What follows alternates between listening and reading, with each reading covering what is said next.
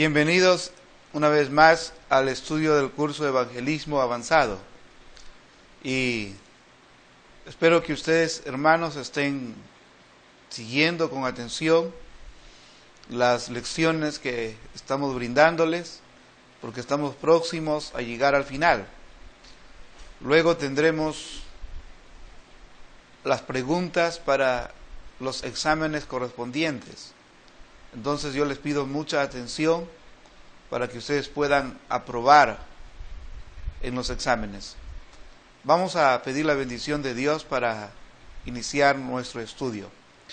Oh Padre que estás en los cielos, te damos las gracias por este momento de estar nuevamente reunidos para acercarnos más a tu palabra y tener una preparación adecuada que nos ayude, oh Padre, a presentar tu palabra con más claridad, con más facilidad, Señor. Ayúdanos, Señor, a ser estos evangelistas que tú nos mostraste, Señor, en el Nuevo Testamento, que persona por persona ganaron para ti, oh Señor. Ayúdanos también nosotros a ser instrumentos tuyos y ganadores de almas para tu iglesia. En el nombre de Jesús, oh Padre, te pedimos tu bendición. Amén. El tema de esta lección dice el valor del evangelismo personal. El valor del evangelismo personal. Existen dos tipos de pescadores, ¿verdad? Y vamos a hablar de estos dos tipos de pescadores, ¿no? Para poder tener la idea de cómo podemos encontrar la forma más cercana al modelo de la Biblia. Entonces, hermanos, existen dos tipos de pescadores.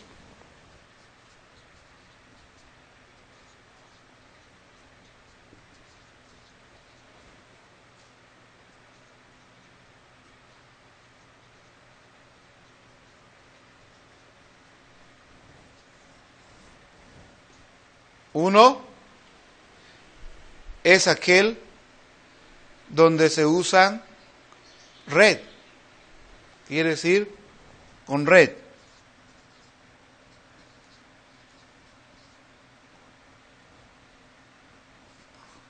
Aquí se necesitan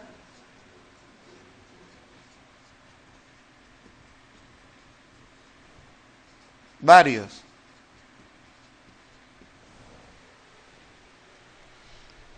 Cuando hablamos de la pesca, rápidamente nuestras mentes piensan en una barca, piensan en varias personas y pensamos en una enorme red, porque esa es la forma de pescar, ¿no?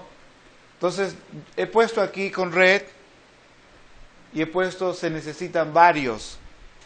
¿Por qué? Porque es natural que cuando uno tiene una enorme red, también tengamos varias personas para que puedan ayudarnos a sacar esa red. Mediante este sistema, usted puede darse cuenta de que la red va a atrapar a muchos pescados. La red puede atrapar a cientos de pescados.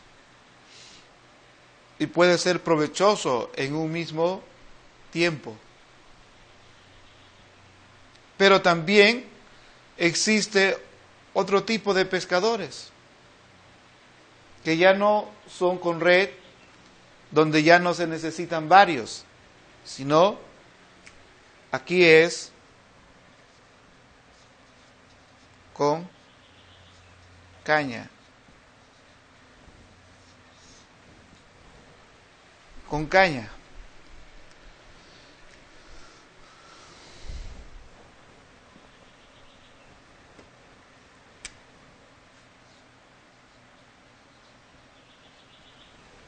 Con caña. ¿Cómo es con caña? Es una vara, ¿verdad? que uno puede asentarlo en la arena y luego desde aquí va a impulsar el hilo con el anzuelo y la carnada hacia el lugar donde cree que están los peces. Ahí luego él va a tener que permanecer esperando que la cuerda empiece a vibrar. Cuando la cuerda empieza a vibrar y la vara también empieza a vibrar, es porque en ese momento un pescado ha caído en el anzuelo, quedó atrapado en el anzuelo. A esto le decimos pescadores con caña, porque mayormente cuando él va envolviendo la cuerda, logra ver que en su anzuelo ha caído solamente un pescado. Entonces, ¿cuál es más efectivo? Para atrapar muchos necesitamos usar la red. Para atrapar un pescado necesitamos usar una caña. En el ministerio del evangelismo personal, me inclino siempre por este tipo de pescador, con caña. ¿Por qué? Porque aquí solamente se necesita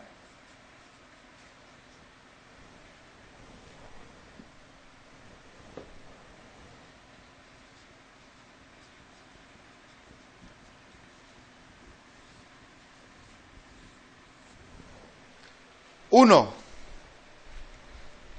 Aquí solamente se necesita uno, porque esta es la forma personal de tomar el ejemplo de Andrés, de Felipe, en fin. El ministerio de Jesús también fue un ministerio personal. Tenemos el ejemplo en la Biblia que Cristo, los apóstoles, los pastores,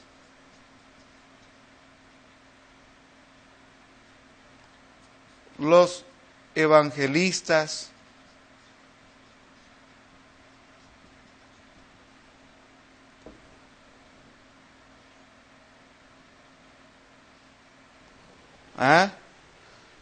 todos ellos podemos ver cómo ellos ganaron almas uno por uno.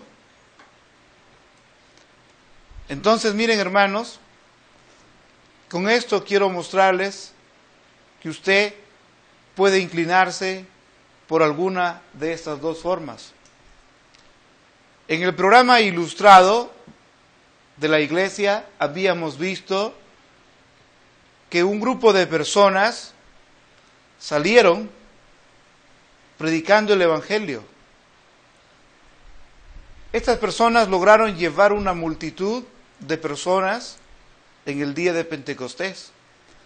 En el día de Pentecostés se aplicó la red, este sistema.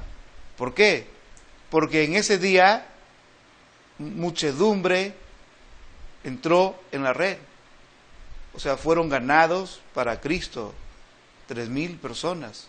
Y esto es el sistema de pescar con red, donde multitudes van a estar dentro de la salvación. En cambio, cuando usted puede ver el ministerio de Jesús, usted nota que Jesús siempre estuvo conversando con las personas. Ganó a la mujer samaritana. Lo ganó a la mujer samaritana.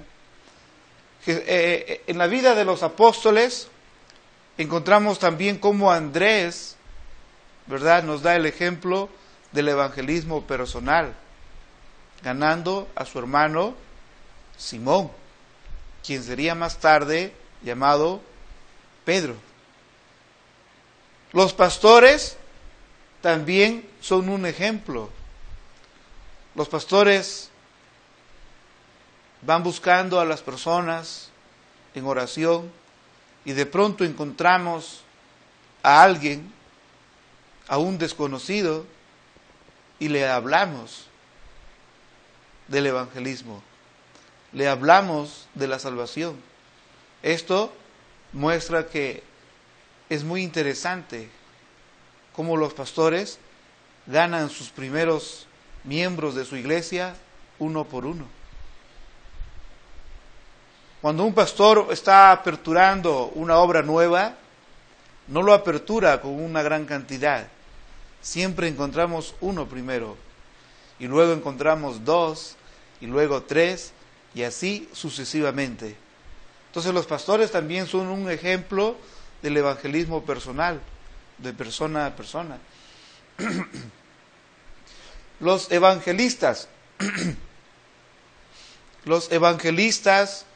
también son un ejemplo para nosotros. ¿Por qué? Porque los evangelistas también usan este sistema de pescar con caña. ¿Qué es eso? Eso significa buscar a las personas. Si están viajando en un bus, un verdadero evangelista va a evangelizar a la persona que está cerca de él. Si un evangelista está en un mercado, el evangelista no pierde el tiempo y va a evangelizar a la persona que en ese momento lo tiene a su lado. Un evangelista es la persona que en su familia, cuando da cuenta que alguien no es salvo, va a buscar a este familiar para hablarle de la salvación. Esta es la forma, hermanos, como la iglesia obtiene un crecimiento real, vital.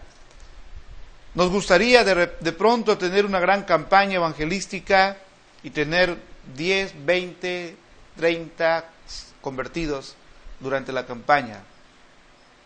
Es muy bueno, pero por la experiencia en el ministerio puedo dar cuenta de que las personas que son ganadas en forma personal son las personas que más permanecen en las iglesias. Son las personas que luego se convierten en columnas y baluartes de la verdad en una iglesia. Entonces, hermanos, queda usted con el criterio de escoger un sistema donde usted se involucre. Si usted quiere hacerlo en equipo, tiene el sistema con red. Si usted quiere hacerlo personal, tiene el sistema que es con caña, donde el ejemplo usted lo puede encontrar en Jesús, los apóstoles, los pastores, los evangelistas. Ahora vamos a ver los elementos del evangelismo personal con éxito. ¿Cuáles serán estos elementos para este evangelismo con éxito? Enseguida vamos a ver estos elementos a tener en cuenta. El primer elemento a tener en cuenta, hermanos, es el tacto.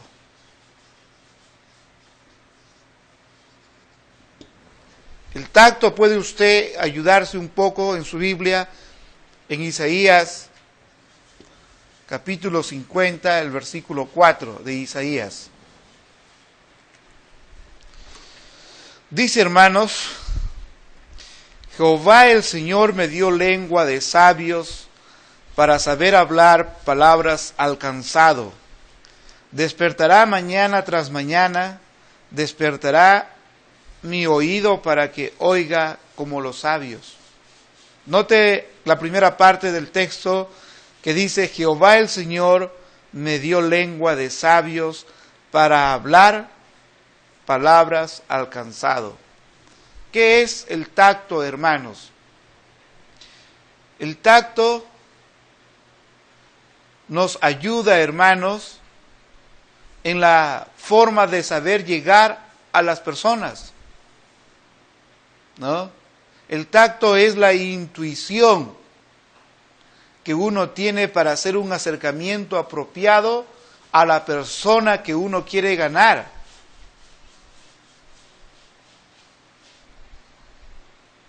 Nosotros trabajamos con personas que cada persona tiene un carácter diferente. Hay personas que son muy amables del momento cuando nos reciben. Hay personas que son ásperas en su saludo. En fin, no los conocemos a las personas en su carácter, por lo tanto debemos usar el tacto para no ser rechazados por las personas en el primer momento en que llegamos nosotros ante ellos. Entonces, el tacto, hermanos, es la intuición, es algo que usted por la experiencia, usted puede intuir de acuerdo a los gestos, al semblante, a la mirada, a las expresiones. Usted puede darse cuenta qué clase de persona tiene delante suyo. Por eso es importante la intuición, es adelantarnos, es tratar de saber por sus características qué clase de persona es y en qué estado anímico se encuentra en ese momento. ¿Para qué, hermanos? Para no llegar a herir después, quizás con una palabra que no le gustó. Entonces hay que tener en cuenta, hermanos, la intuición para acercarnos a las personas a quienes queremos ganarlas para el Señor. Entonces tenemos que tener la intuición para usar las palabras correctas y apropiadas. Quiere decir para no herirlas, para no ofenderlas, de tal manera que la persona se sienta atraída por nuestro acercamiento. Entonces, eso sería el tacto. Hasta ahí todavía no hemos tenido contacto aún. El tacto es solamente la primera impresión que percibimos de la persona.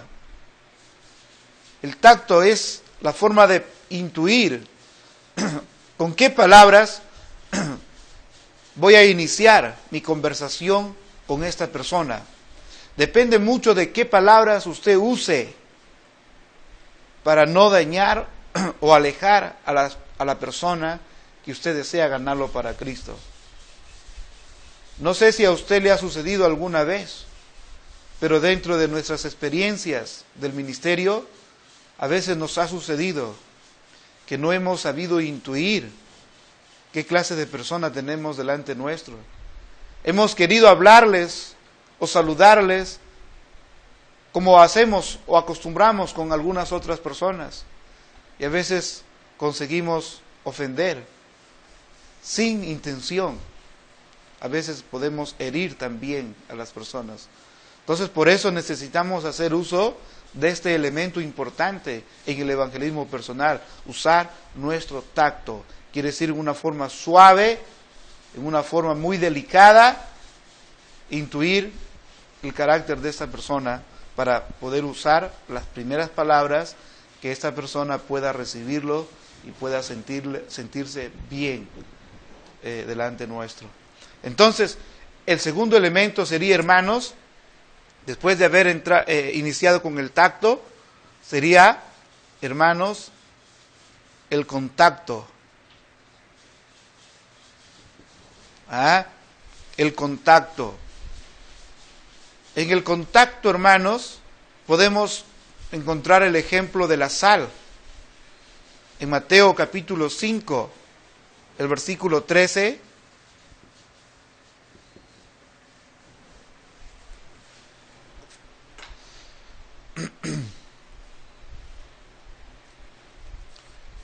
dice así, hablando de la sal, dice, hermanos, vosotros sois la sal de la tierra, pero si la sal se desvaneciere, ¿con qué será salada? No sirve más para nada, sino para ser echada fuera y hollada por los hombres. La sal sazona cuando entra en contacto con los alimentos, no cuando está separada, sino cuando ha entrado en contacto con los alimentos. Nosotros conocemos, por ejemplo, en nuestro país, ciertas costumbres. En Perú hay una costumbre en las partes de la sierra donde no existe la nevera, la heladera, el frigider, la congeladora, existe la costumbre que las personas empiezan a usar la sal para preservar sus alimentos, llámese la carne. Ellos empiezan a cortar la carne, ¿verdad? Empiezan a cortar la carne y empiezan a ponerle sal. Le colocan sal, y luego los cuelgan de unos cordeles, y eso puede permanecer días, meses.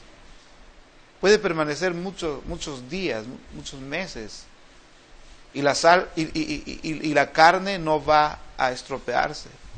La carne no va a descomponerse. La sal va a preservar a esta carne por días, por meses. Entonces miren la función de la sal. La sal preserva los alimentos. Pero ¿cuándo los preserva? Cuando la persona lo pone en contacto con la carne, entonces la sal cumple su función. Pero si usted no usa la sal y pone la carne a colgar en un cordel, esta carne en cuestión de días, por la temperatura, puede ser antes de 2 días, la carne va a estar descompuesta, va a entrar a una descomposición, que luego ya no va a poder ser consumida. Pero cuando usted usa la sal, entonces es ahí cuando la sal empieza a cumplir una función de preservar los alimentos. Asimismo, hermanos, cuando hablamos del contacto, decimos que el contacto es el tacto puesto en práctica. El contacto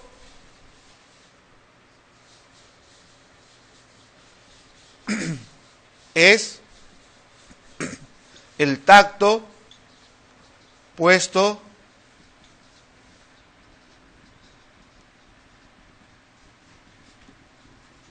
en práctica. El contacto es el tacto. ¿Qué es esto, verdad?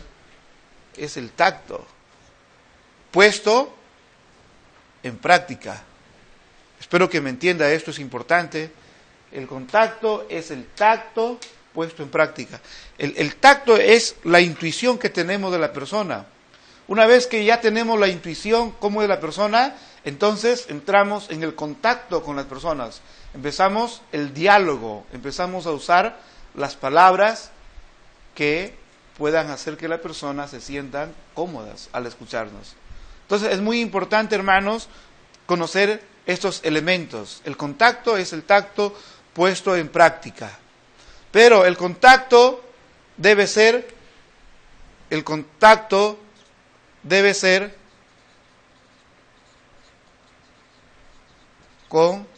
Dios primero.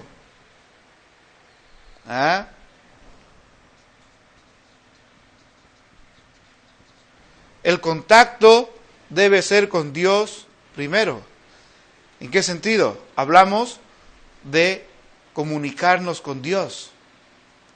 Orar a Dios por la persona que tenemos delante nuestro. Usted puede orar mentalmente sin que la persona pueda darse cuenta que usted está orando.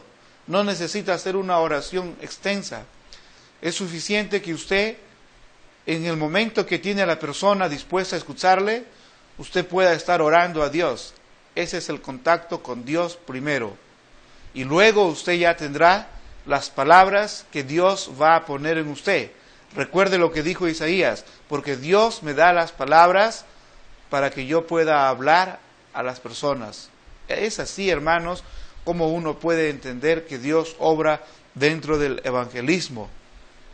Entonces uno tiene que tener el contacto con Dios primero y luego poner en práctica el tacto en las personas. También el contacto debe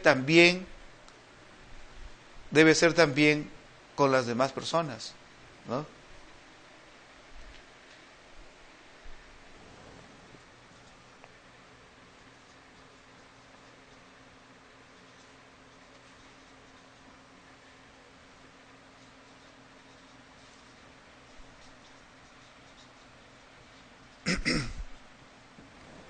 El contacto debe ser también con las personas.